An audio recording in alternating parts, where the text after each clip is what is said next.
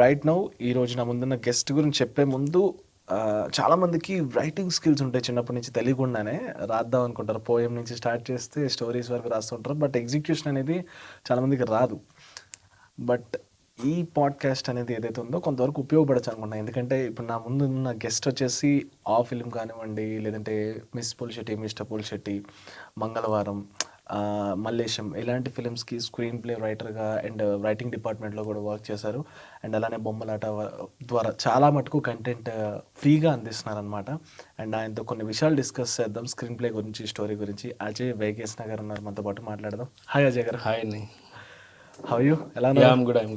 Pleasure to meet you అండి. Thank you so much అండి. నేను చూస్తున్నాను మీ కంటెంట్ కూడా. అంటే అదే ఎవరైతే ఆస్పిరెంట్స్ ఉన్నారో వాళ్ళకి స్టోరీ కానీ, స్క్రీన్ ప్లే కానీ దాని మీద అవగాహన కల్పిస్తూ వీడియోస్ చేయడం కానీ ఇది బాగుంది, బాగా అనిపించింది. నాకు కూడా కొంచెం మీతో మాట్లాడి కొత్త విషయాలు తెలుసుకొని వాళ్ళకి ఇంకేమో కొత్త పాయింట్స్ అందించచ్చేమో అనిపించింది అనమాట. అందుకే నైస్. సో మీకు కూడా కథ రాయాలని ఏమైనా ఉందా?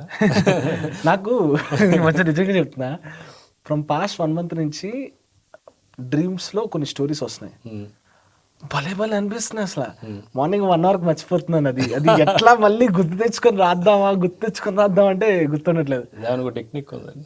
అవునా? నాకు నాకు అది ఎవరైనా చెప్తారేమో అని చూస్తున్నాను. ప్లీజ్ దయచేసి. లూసిడ్ డ్రీమింగ్ అని ఒక టెక్నిక్ ఉంది యాక్చువల్లీ. ఓకే. అది కానీ చాలా జాగ్రత్తగా చేయాలి, లేదంటే మీరు ఒక ట్రాన్స్లోకి వెళ్ళిపోవచ్చు.